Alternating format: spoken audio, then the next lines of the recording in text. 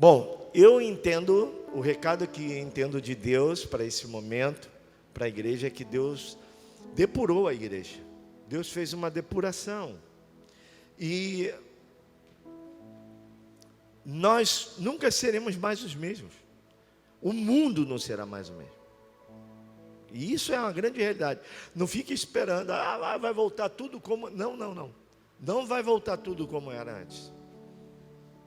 Até verdadeiramente enganjar esse novo método de vida, esse novo...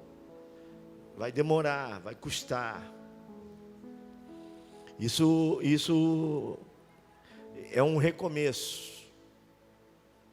É um recomeço. O pastor Diego pregou aqui, muito interessante, domingo. E quando ele pregava, o Espírito Santo ministrava meu coração. Assim. Porque tinha um ditado que dizia: todo projeto tem um início, meio e fim. Mas há um ditado que diz que o fim nunca é o fim, é o começo sempre de uma nova etapa. O fim é um começo de uma nova etapa. Então, temos que consertar esse ditado, né? Então, o projeto tem um início, um meio e um recomeço. O começo de uma nova etapa. E nós estamos recomeçando. E como nós estamos recomeçando, eu senti um impulso, não tenho dúvida que é o Espírito Santo, para a gente voltar ao nosso recomeço, estudar o que é autoridade espiritual. A grande realidade é que as pessoas não desconhecem isso.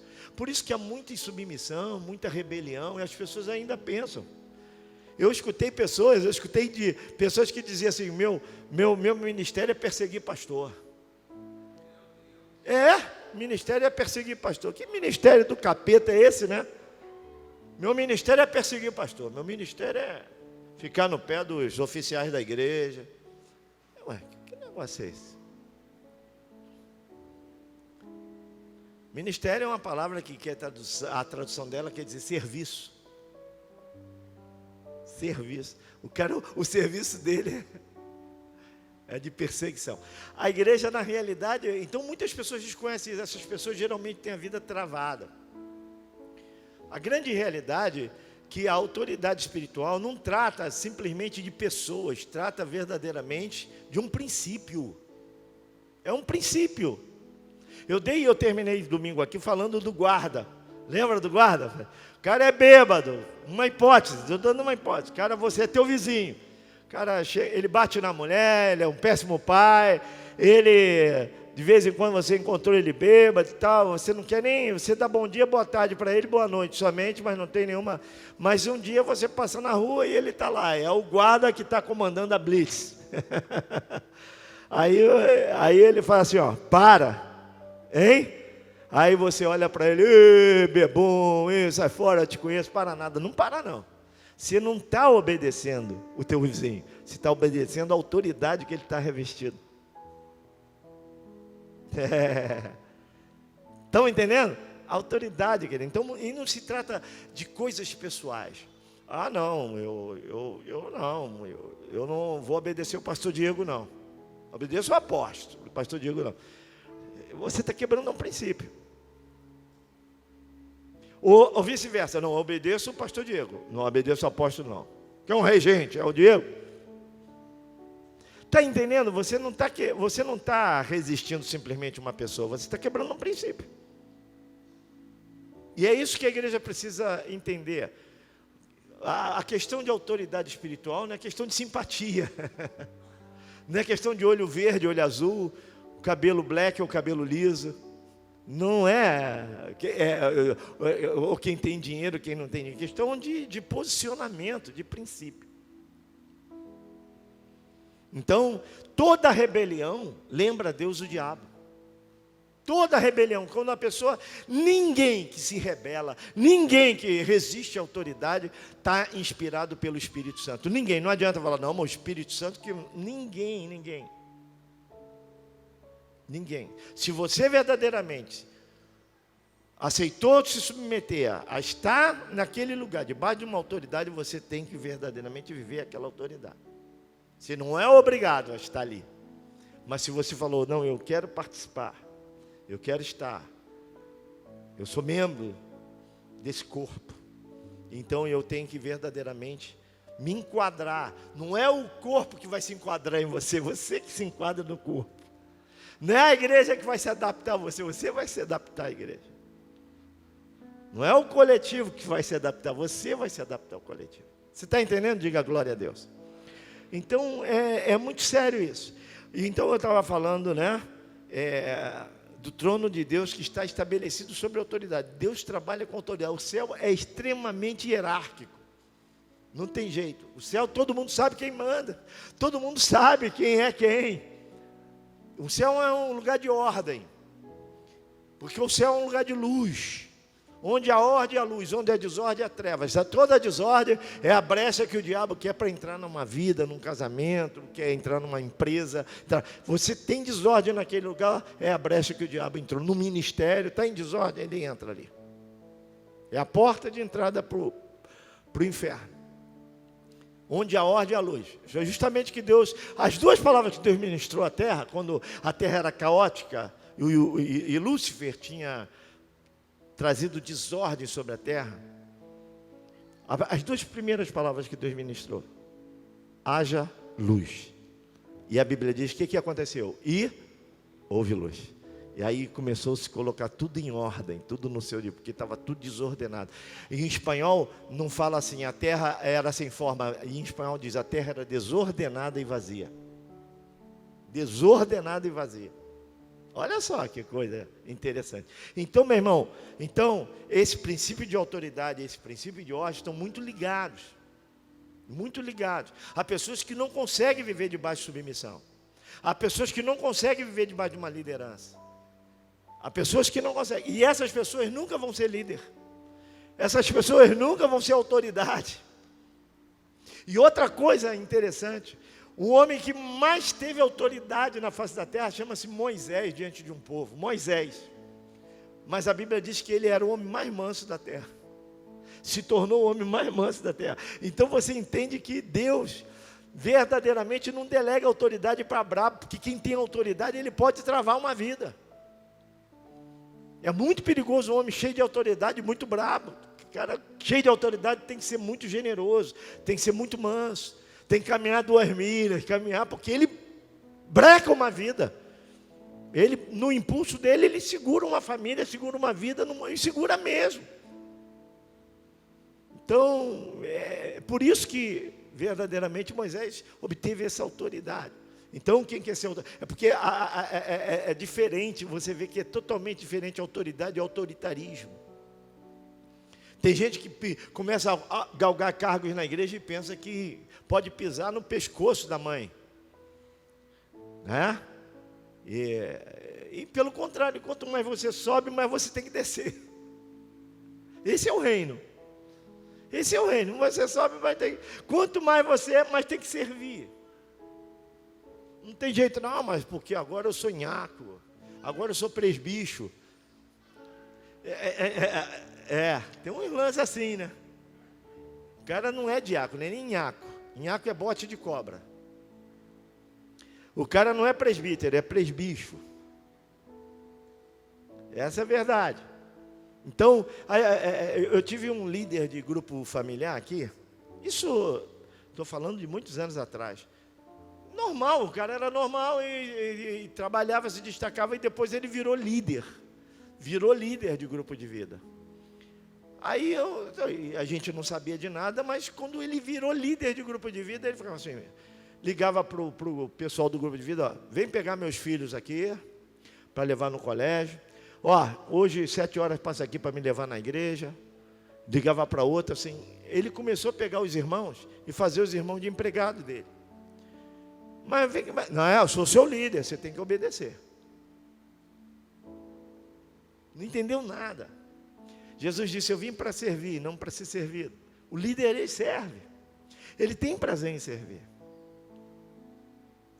O líder tem esse prazer. E o cara começou, e depois eu vim descobrir o infeliz. Falei, esse infeliz, meu Deus do céu, onde ele aprendeu isso? Com quem ele aprendeu? Meu irmão, eu sou um cara extremamente preocupado com esse negócio. Eu sou extremamente, se alguém faz um serviço para mim, eu faço questão de pagar. A maioria das pessoas, se alguém faz serviço para a igreja, eu faço questão de pagar. Se alguém verdadeiramente se oferece, eu faço questão de honrar aquela pessoa. Mas tem gente que, misericórdia, quando descobre que alguém tem alguma coisa, ele faz questão de tirar da pessoa. Sabe por quê, irmão?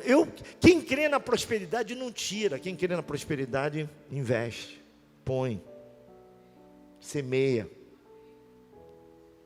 Então, não, eu sou líder, eu que comando, eu lidero aqui, eu lidero ali, então às vezes o cara, as doações vêm, o melhor não é para mim, o melhor tem que ser dividido, eu não preciso.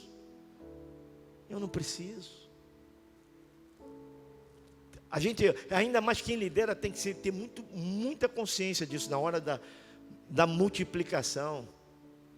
A igreja é diferente, a gente dá o melhor. A gente procura oferecer o melhor. Se eu estou liderando alguma coisa, eu me lembro quando o projeto começou, eu fazia todos os pagamentos e tinha mês que não sobrava dinheiro para eu receber a minha ajuda. E eu ficava sem receber ajuda, mas todos recebiam ajuda. Agora, tem muita gente que faz tudo ao contrário. Primeira, farinha pouca, meu pirão primeiro. Agora aqui, vamos dar para os outros aqui. Isso aqui vamos levar para casa. Está errado. Está errado. Sirva, então você está colocado na posição errada. Sirva primeiro. Você vai ver que você cumpre isso, não vai te faltar nunca nada. Não vai te faltar nunca nada, porque geralmente, olha, dificilmente a semana que se eu não tivesse feito aquela cirurgia, eu estava muito gordo.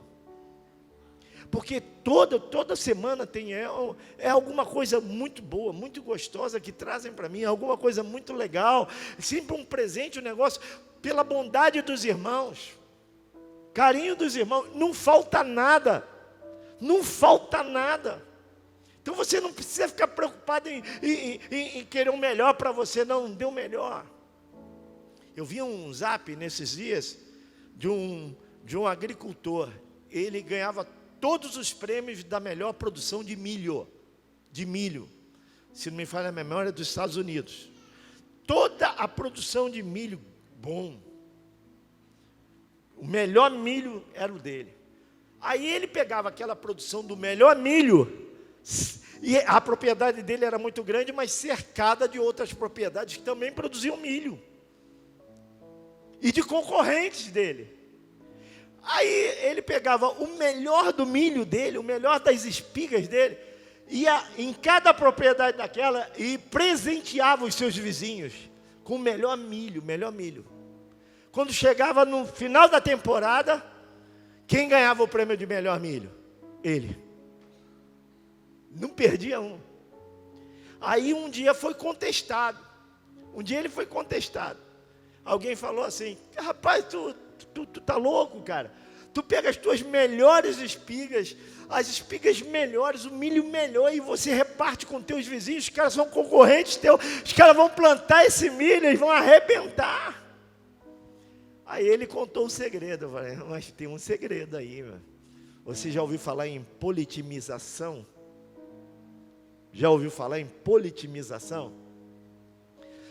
A politimização é o seguinte: é quando o vento bate e espalha o pólen daquela plantação. Eu cerco a minha propriedade do melhor milho que eu tenho, certo? Quando vem o vento, bate e joga o pólen todo para cima da minha propriedade. E fortalece o meu milho, que já era bom, se torna melhor ainda. Ao contrário, se eu fosse dar o pior para eles, o pólen deles ia bater aqui e ia prejudicar o meu milho. E aí, todo ano eu consigo ganhar o melhor prêmio, o prêmio de maior agricultor, de melhor milho, o milho mais, sabe, de proteína, de tudo que tem, o melhor que tem. Então, ao contrário de eu ser prejudicado, eles me ajudam a produzir o melhor, porque o melhor bate na minha terra. Você pode dar glória a Deus por isso? Você pode aplaudir? Você está entendendo isso? Isso é uma coisa legal. Agora vamos lá, vamos entrar no estudo de hoje lá. Bom, então, liderar, eu estava falando nisso, porque isso aí é liderar. Isso aí é ter autoridade. O cara era uma autoridade na lavoura. Porque ele sabia compartilhar, ele sabia multiplicar o milagre dele. Outra coisa, fale isso assim, multiplicar o meu milagre. Fala assim, eu preciso aprender a multiplicar o meu milagre. É isso aí, o milagre não pode parar em você. O milagre tem que ser multiplicado, você tem que multiplicar. Você não é um mar morto. O mar morto recebe de tudo quanto é lugar e para nele, para ali. E tudo quando chega no mar morto morre também. Se você só aprendeu a ser abençoado, me abençoa. Então, vai vir até de tudo quanto é, mas se parar em você, vai morrer tudo ali. Você tem que fluir, tem que multiplicar aquilo que chegou até você. Você pode dar glória a Deus por isso? Multiplica e você vai ser sempre renovado, multiplicado. Eu preciso aprender a multiplicar o meu milagre. Então, olha aqui quantos princípios básicos nós estamos falando aqui. Quanta coisa boa. Se a igreja nesse recomeço aprender isso, meu irmão, a gente arrebenta. A gente vai ser a maior denominação do Brasil. Se aprender isso, não tem... É um princípio que poucas igrejas ensinam e poucas pessoas conhecem. Vamos lá, abra sua Bíblia em Isaías 14. Nós vamos aprender hoje sobre a origem de Satanás. Como se originou Satanás. Vamos lá. 14, versículo 12.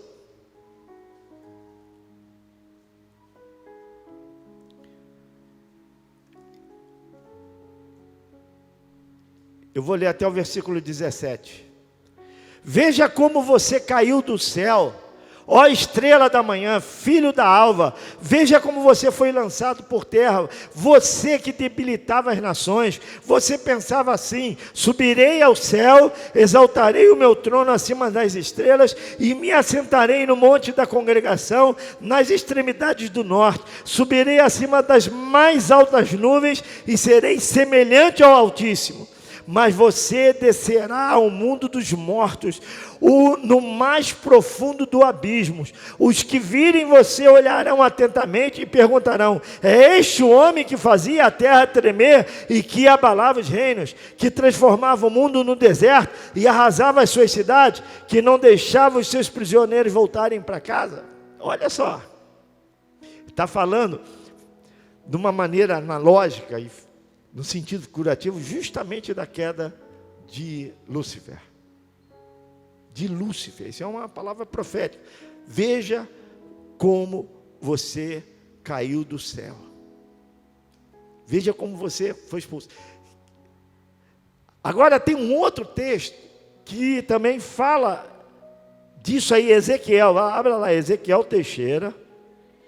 Livro do profeta Ezequiel Teixeira, capítulo 28. Bom, já que não diz o sobrenome de Ezequiel, eu já botei o sobrenome dele. Ezequiel 28, 13, diz assim, olha só. Olha, vai abrindo a Bíblia aí, que é muito bom você descortinar, porque tem hora que você não sabe qual é a referência. Nós estamos falando da origem de Satanás, e você está vendo biblicamente qual é a origem dele. Você estava, isso tudo profeticamente no sentido figurativo e apontando para Lúcifer. Ó. Você estava no Éden, jardim de Deus, e se cobria de todas as pedras preciosas: sárdio, topázio, diamante, berilo, ônix, jaspe, safira, carbúnculo e esmeralda. Os seus engastes e ornamentos eram feitos de ouro e foram preparados no dia em que você foi criado. Você era um querubim da guarda que foi ungido. Eu o estabeleci. Você permanecia no Monte Santo de Deus e andava no meio das pedras brilhantes. Em outra tradução diz pedras afogueadas. Você era perfeito nos seus caminhos desde o dia em que você foi criado até que se achou iniquidade em você. Na multiplicação do seu comércio, você se encheu de violência e pecou. Por isso, ó querubim da guarda, eu o profanei e lancei fora do monte de Deus. Eu o expulsei do meio das pedras brilhantes. Você ficou orgulhoso por causa da sua formosura, corrompeu a sua sabedoria por causa do seu resplendor. Por isso, eu o lancei por terra, eu o coloquei diante dos reis para que o contemplem. pela multidão de suas iniquidades, pela injustiça do seu comércio, você profanou os seus santuários. Por isso fiz sair no meio de você um fogo que o consumiu, um fogo que o consumiu, eu o reduzi a cinzas sobre a terra, aos olhos de todos os que o contemplam. Todos os que o conhecem, entre os povos, se espantam por causa de você. Você se tornou objeto de espanto e deixará de existir para sempre. Aí já fala até da consolidação, aí já fala até do final, quando vai ser lançado no lago de fogo, no laguinho de fogo para sempre. Aí acabou. Então, você vê qual foi a origem de Satanás? Satanás era um querubim ungido. Satanás tinha privilégio. Ele era o representante de Deus no universo. Ele andava sobre as pedras afogueadas. Ele dava o comando no universo. Um dia, ele disse assim: caramba, eu sou o cara. Eu sou o cara, esse cara sou eu. Aí, falou assim, ó: vou estabelecer o meu trono nas maiores alturas, e serei o quê? Semelhante ao Altíssimo. Quando ele toca nessa semelhança ao Altíssimo, ele toca em quê? Na autoridade de Deus. Ou seja, ele estava dizendo: eu vou quebrar, vou tornar o meu trono acima dele, e vou quebrar o poderio dele, e eu que vou dominar. Olha só que coisa terrível. É essa síndrome que ataca muitos líderes. Eu vou abrir o meu ministério e serei semelhante a ele. Eu vou abrir o meu ministério e serei semelhante a ele. Eu vou abrir uma... Ministério não se abre, igreja não se abre, ministério não se monta, igreja não se monta. Ministério e igreja nascem, é uma planta plantada pelo Senhor. Tem que nascer, e nascer primeiro no coração de Deus. A origem do nosso ministério, da nossa igreja, tem que ser vindo do coração de Deus, não de uma boa ideia. Na igreja a gente não anda por boas ideias, a gente caminha por uma revelação. Você pode dar glória a Deus por isso? É isso aí. Pastor, mas a gente já sabe. Você pode saber de cor e salteado isso, mas tem muitas pessoas que diziam que sabia de cor e salteado, que caiu nessa síndrome. Vou ser semelhante. Você sabe por que o diabo tem raiva do homem? Porque tudo que ele fazia, depois disso, Deus expulsa ele do céu. E a igreja dele, ele leva uma igreja com ele, leva um terço do céu. Parou para pensar? Ele leva uma igreja com ele do céu. Um terço ele arrasta do céu. Olha, sai debaixo da liderança de Deus para ficar debaixo da liderança. Não, eu quero ficar com ele. E aí eles tornam demônios, fazem uma hierarquia infernal. Esse querubim ungido agora se torna o adversário de Deus. Se torna Apolion e Abaddon, Deus de destruição. Deus com D minúsculo, de destruição. É essa síndrome que ataca muitas pessoas. Por isso que eu digo assim: olha, meu irmão, não se iluda não. Tem um montão de portinha aberta aí, um montão de portinha. Mas a maior parte dessas portinhas foram abertas através de pessoas que pegaram e falaram: eu vou montar o meu ministério. Que não vem do coração, eu vou montar a minha igreja. E às vezes bota até o nome deles, pessoal, no ministério. Quando essas pessoas saem de um lugar e arrastam até um terço, ou às vezes até mais daquele lugar, no céu, esses lugares não são chamados de igreja. E essas pessoas não são chamadas de pastor. E outra coisa muito interessante que você tem que saber: eu nunca vi na Bíblia alguém dizer para Deus assim: Deus, Lúcifer era nosso amigo aqui, pô, a gente tinha comunhão, tomava café com ele, a gente conversava, me deu muitos conselhos aqui no céu. Pô, o problema dele é contigo, não é comigo não. Eu vou lá tomar um cafezinho com ele porque eu continuo amigo. Você já viu isso? Eu continuo amigo, continuo comunhão. Não tem. Não existe isso. Não existe isso. Quem queria ter comunhão e continuar amigo, foi embora com ele. 2/3 do céu falou assim: eu vou ficar com o Senhor. Eu vou ficar debaixo da sua autoridade. E 1/3 foi embora com Lúcifer. Muito sério isso. Às vezes eu deparo na igreja com pessoas assim: não, pastor, aquele problema ele teve aí com o senhor, teve problema com a Dena, mas comigo não. Ele continua sendo meu amigo, a gente continua, eu vou visitar, vou tomar café na casa dele. Meu irmão, sai fora disso. Porque quando, eu falei domingo, Datã, Abirã e Coré, quando a terra engoliu, os 250 que estavam perto dele foram engolidos também. Foram engolidos. E não pode ter, eu tenho 44 anos de ministério, meu irmão. Pode ter qualquer um de vocês aí, qualquer uma pessoa que diz: não, pastor, não é tão assim também não é bem assim. Ninguém me convence disso. Eu estou falando algo que é um princípio. Foi quebrado um princípio. Você pode ter tomado café, aquela pessoa pode ter te ganhado para Jesus. Ah, ele me ganhou para Jesus. Bom, mas ele está indo para o inferno. Você continue no caminho de Deus, que você vai para o céu. Isso é rebeldia. E toda rebelião lembra Deus o diabo.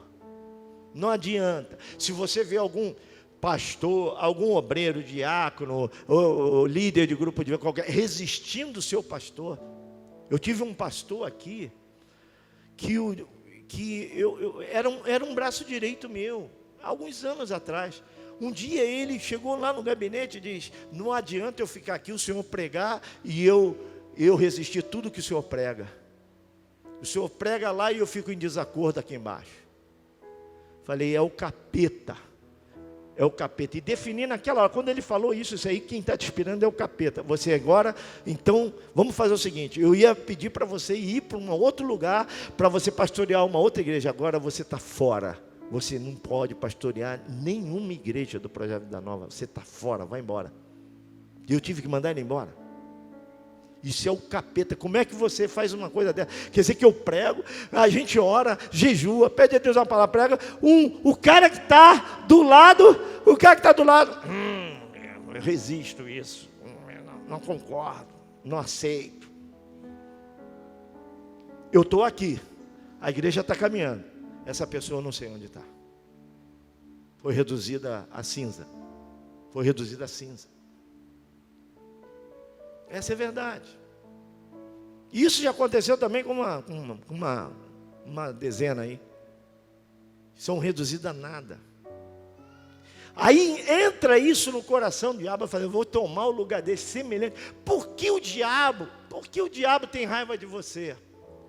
Você lembra quando o homem foi criado? Você lembra como o homem foi criado? O que Deus falou para o homem? Hein? O que Deus falou? Melhor na Trindade, ali naquela reunião, hein? Façamos. Você vê que não era uma reunião solitária, era uma reunião, façamos, está no plural. O homem, hein? A nossa imagem e... Primeiro, o diabo não tem imagem. Não pode tirar fotografia. É um espírito. E outra coisa, o que ele queria, Deus deu para mim e para você.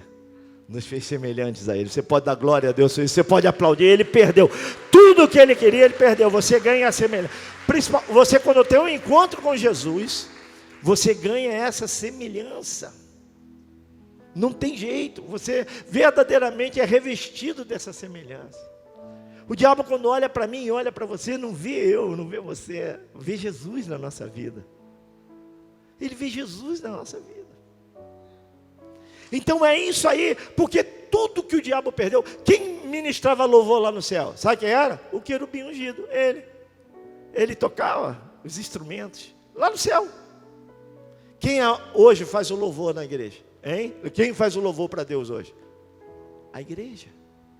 Nós 24 horas por dia tem um povo no mundo adorando ao Senhor. Não para a adoração, não para a adoração. Quando termina aqui, entra uma outra igreja com fuso horário lá diferente que começa o culto. Quando eu termino o culto lá, entra no 24 horas por dia, o Senhor é adorado na face da terra. Você pode dar glória a Deus, você pode aplaudir ao Senhor, não para, 24 horas, é adorado, aleluia. A igreja, tudo que o diabo perdeu, nós ganhamos como igreja. E a semelhança dele, a semelhança. Por isso que ele tem raiva, porque da onde ele foi expulso, nós vamos para lá. Quantos têm essa esperança? Diga glória a Deus. Você pode aplaudir, dá um aplauso e diga obrigado, Jesus. O querubim transformou-se em Satanás quando tentou usurpar a autoridade de Deus, ou seja, competir com Deus. Competição, tem uma palavra na Bíblia que muitos não sabem o que é competir, é emular. Diga comigo, emular. Emulação, por isso que você viu quem os emuladores, quem pratica emulação não vai entrar no reino dos céus. Emular é competir, não adianta.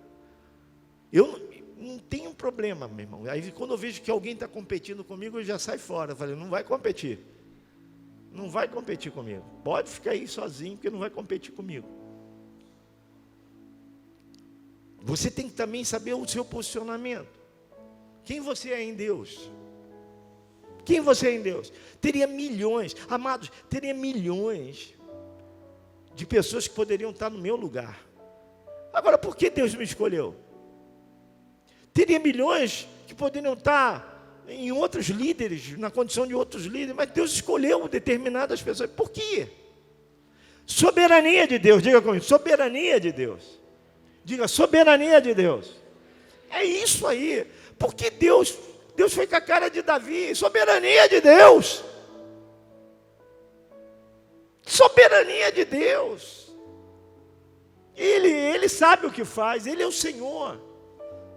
Eu estava falando outro dia, nós não servimos o Senhor porque sabemos como Ele é. Nós servimos o Senhor porque sabemos quem Ele é. Ele é o Senhor. Ele é a autoridade, a autoridade e o poder está tudo no controle dele. Você pode dar glória a Deus por isso? É Ele que comanda, meu irmão. Vamos lá. Competir com Deus, ele tentou emular, e assim se tornou um adversário de Deus. Foi a rebeldia que provocou a queda de Satanás. Tanto lá em Isaías como em Ezequiel, falam da ascensão e queda de Satanás. A primeira passagem lá de Isaías, entretanto, enfatiza como Satanás violou a autoridade divina, enquanto a segunda enfatiza sua transgressão contra a santidade de Deus. Agora, preste atenção no que eu vou te falar. Ofender a autoridade de Deus é uma rebeldia bem mais séria do que ofender a santidade de Deus.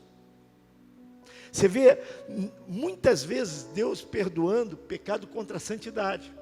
Você vê, Deus perdoou ladrão, Deus perdoou prostituta. Pecaram contra a santidade. Deus perdoa, mas Deus expulsou rebelde. Deus engoliu rebelde. Interessante isso. Então, na realidade, você vê que quando eu peco contra a autoridade, quando eu peco contra a santidade, eu tenho muita chance de me levantar. Quando eu peco contra a autoridade, eu estou sentenciado. Por isso que tem muito ministério travado.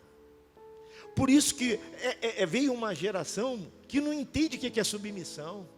Veio uma geração, sabe, que ama ter prazer, mas não suporta ter compromisso. Ama o prazer. É uma geração de Onã, porque se isso entra no coração dessas pessoas, ele querer... Você sabe quem era Onã? Sabe quem era Onã? Onã foi chamado por seu pai para substituir o irmão que deixou uma viúva chamada Tamar. E o pai de Onã disse assim: olha, honre o seu irmão e dê descendência a ele. Case com Tamar, porque era assim que se fazia. O outro irmão casava. Se a viúva tivesse um cunhado, o cunhado casava com a viúva. Casava com a viúva. E dava prosseguimento a família do irmão, para dar descendência ao irmão. Então o pai de Onã chamou ele, falava, vai lá e casa com Tamar e dá descendência ao seu irmão. E Onã ia lá, tinha relações sexuais com Tamar. Na hora do orgasmo, ele tirava o membro dele, tirava o pênis e a semente caía na terra. E ele matava a semente. A geração que ama o prazer. Onã amava o prazer. Ele não deixou de ter relação com ela. Amou o prazer, mas não queria o compromisso. Você entendeu? Tem alguma dúvida? Eu não posso nem desenhar isso. Isso eu não posso desenhar. Era isso que acontecia. O cara aproveitava o prazer. Na hora dele cumprir aquilo que ele tinha que cumprir, que o pai falou assim, dê descendência ao seu irmão. É tipo assim, eu não vou botar azeitona na empada dele de jeito nenhum. Não há nada. E ele matava a semente. Meu irmão, tem muita gente na igreja assim, que prefere matar a semente do que honrar o seu irmão. Tem muita gente assim. Isso precisa, essa geração precisa. Tem muita gente que quer só o prazer. Só o prazer. Mas não quer o compromisso. Não quer o compromisso. Hoje eu creio que nós vamos fazer uma leva de líderes muito forte, que nós estamos vivendo uma crise forte, um momento difícil, um momento terrível. E toda vez que você vive momentos de dificuldade, que a gente passa por crise, a gente começa a gerar homens e guerreiros fortes. Agora, toda vez que o negócio está, mar de almirante, tranquilo, tudo tranquilo, você começa a gerar pessoas que só sabem surfar naquela onda. A primeira, eu me lembro que teve uma geração de pastores do Projeto Vida Nova, tremenda, que foi gerada na dificuldade. O salário deles era R$500. Mas fizeram uma obra. Esses pastores hoje que estão, a maioria pastoreando as igrejas, saíram tudo daqui, mas eram homens que lavavam o banheiro. Eu estou brincando não, lavavam o banheiro, homens que limpavam as cadeiras, que lavavam, enxugavam o chão, lavavam a igreja, ornamentavam a igreja, ia para o hospital do câncer, ia para o hospital de tarde evangelizar, ia para as comunidades evangelizar, uns nem sonhavam em ser pastores. Foram forjados assim, se tornaram sustentáveis. Veio outra geração que começou a surfar nisso aí. Formamos uma geração de pastores fortíssimos. Depois veio uma geração que aproveitou só e veio surfando, que já também não está com a gente mais. Frouxos. Geração frouxa. E os que estão, aqueles continuam aí, as igrejas plantadas, eles crescendo, não estão aqui em Irajá, mas estão no Projeto Vida Nova em algum lugar, dando testemunho do seu apóstolo, dando testemunho da igreja, dando testemunho do nosso início, como foi difícil, porque ficaram fortes. A dificuldade fez eles ficarem fortes. Agora teve outros que não sabe, já chegaram com ar-condicionado da igreja, tranquilo, e não sabe as dificuldades que nós tivemos para chegar onde nós chegamos. E vieram surfando. No primeiro embate eles pularam fora. Eu creio que hoje Deus está dando a oportunidade da gente fazer de volta uma liderança extremamente forte e poderosa para a glória do nome do Senhor Jesus. Estamos em uma época de pandemia, crise econômica, crise política, crise para nós brasileiros não é novidade, meu irmão. Não é novidade. Chegou a hora da gente fortalecer, começar bem. Tá? Acabou crente pepeta. Sabe o que é crente pepeta? Foi na igreja não, porque o pastor não me deu papai do Senhor. Ele não olhou para mim, não me deu oportunidade para fazer uma oração. Eu quero pepeta. Capeta? Eu quero pepeta, porque o pastor está exigindo muito de mim, pastor me deu uma bronca, eu não sou de ganhar bronca. Entendeu nada. Você é de ganhar bronca. Não quero nem olhar para ele, não vou dar paz Senhor para ele. Aí você precisa tirar a fralda. Você precisa crescer. vai tomar esbarrão, vai tomar bronca, vai tomar não, mas você vai continuar fiel e leal. Você pode dar glória a Deus por isso? Vai continuar fiel e leal. E pode tirar, e quando vier, porque com certeza vai vir uma síndrome de Lúcifer ou a síndrome de Geazi. Sabe qual é a síndrome de Geazi? Também? Síndrome de Geazi era o moço de Eliseu. Naamã levou ouro e prata para Eliseu, levou tecidos, e o profeta falou: não quero não, você está curado, vai embora, eu não quero nada, não quero teu ouro, não quero tua prata. Geazi saiu correndo atrás do cara, para pegar o ouro e a prata do profeta. É isso aí. Tem pessoas que vão querer sair, mas nunca vão nas pessoas que buscam cesta básica. Eles vão em quem pode dar o ouro e a prata para eles continuarem surfando. Ou alguém que ele veja, vislumbre que pode dar qualquer tipo de lucro para eles mais tarde. Síndrome de Geazi. Sabe o que Geazi ficou? Como ele ficou? Alguém sabe? Sabe? Ficou o quê? Leproso. Tem muita gente que ainda não ficou, mas vai ficar leprosa. E tem outros que já estão e não sabem. Tem jeito, meu. Então esse é o problema aqui, olha, tocou na autoridade, você quebrou um princípio. Vamos continuar. Ofender a autoridade de Deus é uma rebeldia bem mais séria do que ofender a santidade de Deus, considerando que é uma questão de conduta. Quando você quebra a autoridade, olha aqui que o autor diz assim: ofender a autoridade de Deus é uma rebeldia bem mais séria do que ofender a santidade de Deus, considerando que é uma questão de conduta. O pecado é mais facilmente perdoado do que a rebeldia, pois esta última é uma questão de princípio. Quando você peca contra a santidade, é uma questão de conduta que pode ser corrigida. Agora, quando você quebra a autoridade, você quebrou um princípio. Uau! É sério? Princípios são leis de Deus que nunca mudam. Nunca mudam, inegociáveis. Deus estabeleceu, a Bíblia diz, diga comigo, é Deus quem estabelece. A Bíblia diz assim, é Deus quem estabelece. Não adianta, pastor, mas como é que foi o Ezequiel Teixeira logo, caramba? Como é que tu entregaste isso na mão de Ezequiel? É Deus quem estabelece. Não adianta Ezequiel Teixeira também, pai, como é que tu entregaste isso na mão do fulano, porque podia ser eu? É Deus que estabelece. Amém? Deus põe, Deus tira, Deus levanta, Deus abate, Ele é o Senhor. Ele é o Senhor. É esse relacionamento que você precisa ter com Deus, sabendo com quem você está se relacionando. Estou me relacionando com Deus, com o Senhor, Criador de todas as coisas, tem autoridade, tem domínio, controle. A intenção de Satanás de estabelecer o seu trono acima do trono de Deus foi o que violou a autoridade de Deus. Foi o princípio da autoexaltação. O ato do pecado não foi o que provocou a queda de Satanás. Esse ato não passou do produto da sua rebeldia contra a autoridade. Foi a rebeldia que Deus condenou. Então, meu irmão, muito cuidado. Quando servimos a Deus, muito cuidado com isso aí.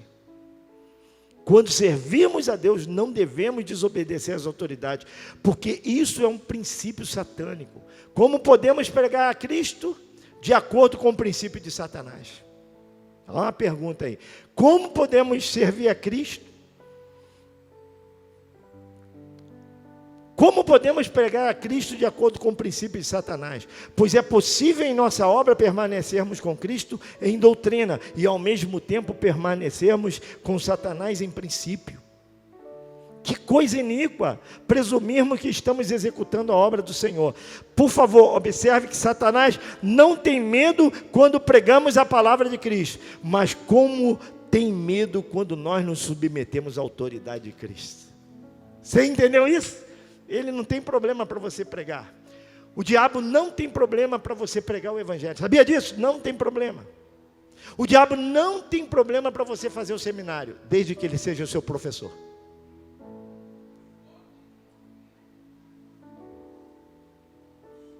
Uau!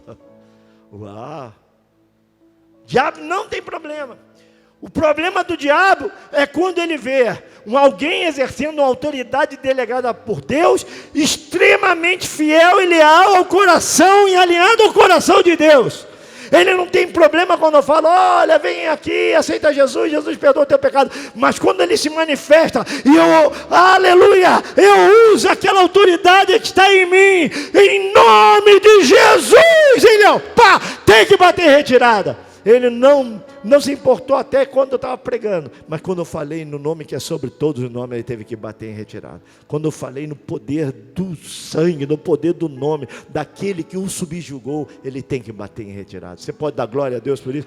Você pode aplaudir ao Senhor por isso? É isso aí. É isso aí.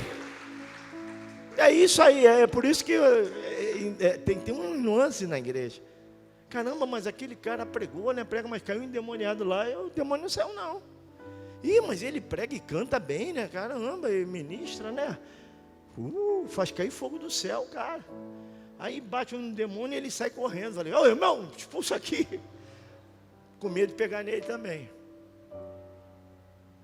Mas quando vem uma pessoa cheia da autoridade de Deus, e eu te repreendo no poder do nome de Jesus, sai. Pelo poder do sangue do Cordeiro de Deus. Não tem jeito. Não tem jeito. Quando a gente bota a autoridade de Deus em prática é uma coisa. Treme, o inferno treme. O inferno treme. O inferno treme diante do poder do nome de Jesus. O inferno treme, meu irmão. Não tem jeito. Então pode, olha só. Pode sair, sai em nome do apóstolo Ezequiel Teixeira. Eu te repreendo em nome do meu amigo Ezequiel Teixeira. Não vai sair nunca, meu irmão. Capaz dele falar, eu conheço Ezequiel Teixeira e conheço o Deus de Ezequiel Teixeira, mas você não conhece. Ainda tomar uma coça. Uma coça. Ainda tomar uma coça. Ele verdadeiramente estremece quando vê em nós o poder da autoridade de Cristo, do poder do nome de Jesus. Você pode dar glória a Deus por isso? Aplauda o Senhor, diga glória a Deus. Todos estão entendendo bem? Nós estamos no final, já estamos indo para o final. Nós que servimos a Deus, jamais deveremos servi-lo de acordo com o princípio de Satanás. Não se pode servir a Deus com princípio satânico. Sempre que o princípio de Cristo está operando, o de Satanás se desvanece. Satanás continua sendo um usurpador. Ele será e já está derrotado, mas um dia vai ser consolidada essa derrota.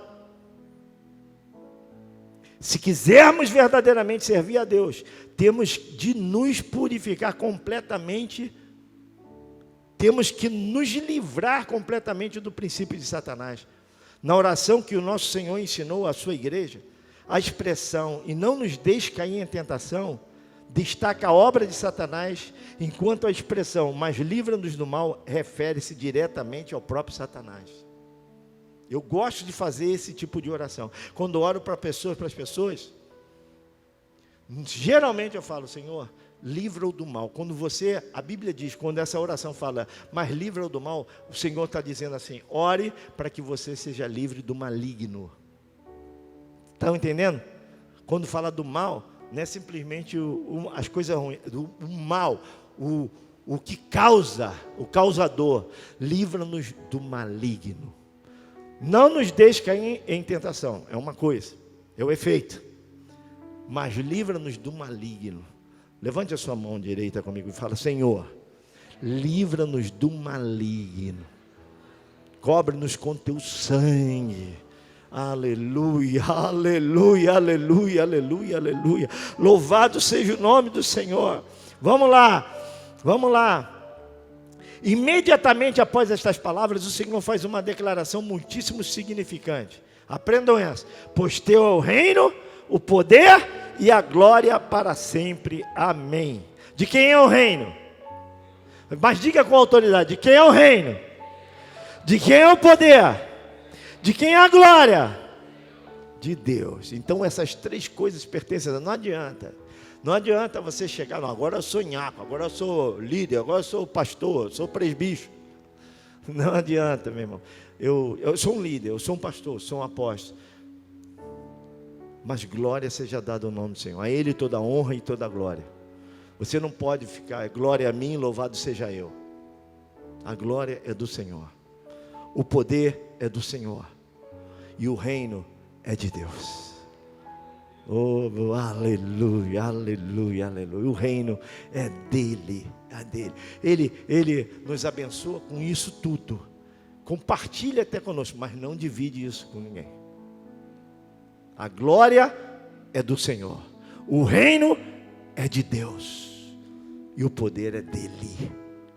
E para ele, e por ele, pelos séculos dos séculos. Aleluia, amém, amém e amém. Estamos no finalzinho agora.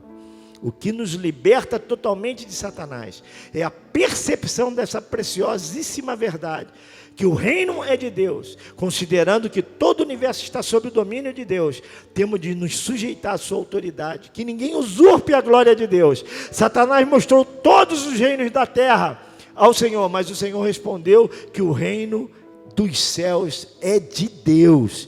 Temos que perceber de quem é a autoridade. Pregamos o evangelho a fim de colocarmos os homens debaixo da autoridade de Deus. Mas como podemos estabelecer a autoridade de Deus na terra se nós mesmos ainda não a conhecemos? Como nos seria possível inventar Satanás? Fica essa pergunta aí para você responder. Como seria possível inventar Satanás? Nos submetendo à autoridade de Deus, reconhecendo que o reino é de Deus, que o poder é de Deus e que a glória é de Deus e que nós somos seus instrumentos aqui na terra. Quantos se sentem isso, instrumentos de Deus aqui na terra? Que Deus nos use, que Deus nos abençoe, que você possa ter entendido muita coisa. Domingo nós vamos continuar. Domingo nós vamos continuar falando sobre a autoridade, a controvérsia do universo.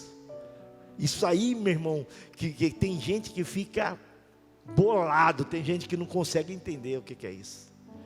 Não consigo não, tem que obedecer, obedecer. Tem que submeter, tem que submeter. Tem que cumprir princípio, tem que cumprir princípio. Não tem jeito. Esse é o reino de Deus, não é um reino de bagunça. É extremamente hierárquico, o padrão de Deus é muito alto. Extremamente hierárquico. E o padrão de Deus é elevado, é alto. Lá no céu tem hierarquia. Você tem serafim, tem querubim, tem anjo, tem arcanjo. Tem hierarquia. Todos têm o seu posicionamento no reino. E o reino pertence ao Senhor. Quando a Bíblia fala reino, fala em Deus, fala em céu. Reino de Deus ou reino dos céus? Fala em reino. Quando a Bíblia fala em império, a Bíblia diz: e Ele nos tirou do império das trevas e nos colocou no reino do Filho do seu amor. Império das trevas, mas o reino é de Deus. Você pode dar glória a Deus? Aplauda ao Senhor. Vamos ficar de pé. Vamos ficar de pé para terminar. Glória a Jesus. Aleluia.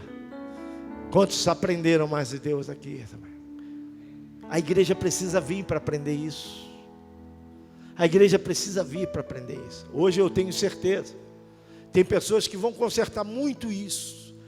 Aprenda isso. Quem quiser ser líder, tem que se submeter ao seu líder. Quem quiser ser autoridade, tem que se submeter à autoridade. Não tem jeito. Não tem jeito. E outra coisa, a autoridade não é braba. A autoridade é mansa. É mansa. Pode ter.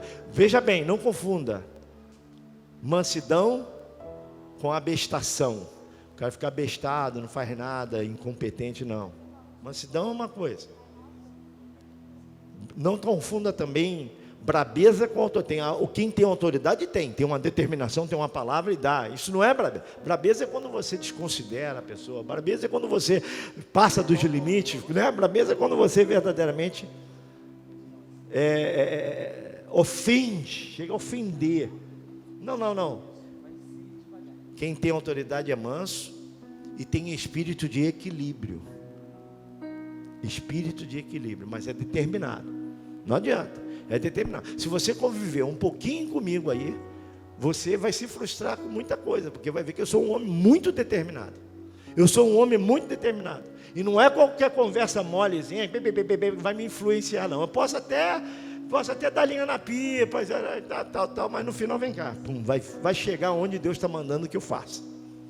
Não tem jeito. E assim Deus me abençoa. Não tem jeito, assim Deus me abençoa. Ah, não, porque até eu trabalho com isso. Há 44 anos eu sei o que é autoridade. O governo da igreja não é democrático, hein? Pinta a igreja de branco, pinta a igreja de verde, pinta a igreja de preto, não. Quantos querem de preto? Não. Vai pintar de cinza? É de cinza, acabou. Vai fazer a Cidade do Leão? Vamos fazer, acabou, vamos fazer. Eu sou desacordo. Tem uma pessoa aí, não sei, uma abestada dessa falou: eu sou contra a Cidade do Leão. Problema. É o problema. Eu sou a favor. E daí? Quem assina o cheque? Quem tem a responsabilidade? Só eu. Então pronto, acabou. Você pode dar glória a Deus por isso? Isso é posicionamento. Isso é posicionamento. É saber o que você representa ali. O que você é ali. Senão você não leva ninguém a lugar nenhum. A igreja não é democrática, o governo da igreja. O governo da igreja é teocrático. Vamos seguir esse caminho. Vamos por aqui. Faz um governo democrático, meu irmão. Você não caminha. Alguém um dia no início do projeto falou: como é que vocês fazem? Da onde vem os dólares de vocês? Eu falei: dólar? Da onde vem os recursos? De que igreja? De que instituição do exterior? Que vocês, caramba, chegaram aqui, estão comprando isso, estão comprando aquilo. Na minha igreja, para comprar um freezer tem que ter assembleia. Eu falei: como? Um freezer? Tem que ter assembleia? Não existe isso. Não existe isso. Isso não existe. Deus está nos orientando. Até aqui Deus nos orientou aqui. Agora Deus está nos orientando a crescer, a ampliar as tendas. Você pode dar glória a Deus por isso. E nós vamos seguir. Aleluia. Pode aplaudir o Senhor. Nós vamos seguir. Nós vamos seguir. Aleluia. Eu sei que se o Senhor não voltar, vai chegar um tempo. Provavelmente já não vou estar aqui, vou estar com o Senhor na glória, que vai ter o pastor que vai dizer: vamos ampliar mais as tendas ainda. E vai acontecer. E glória a Deus. Sabe o que é isso aqui que está acontecendo? É fruto do seu dízimo, da sua oferta, da sua contribuição. Por isso que nós temos praticamente esse quarteirão para a glória do nome do Senhor Jesus.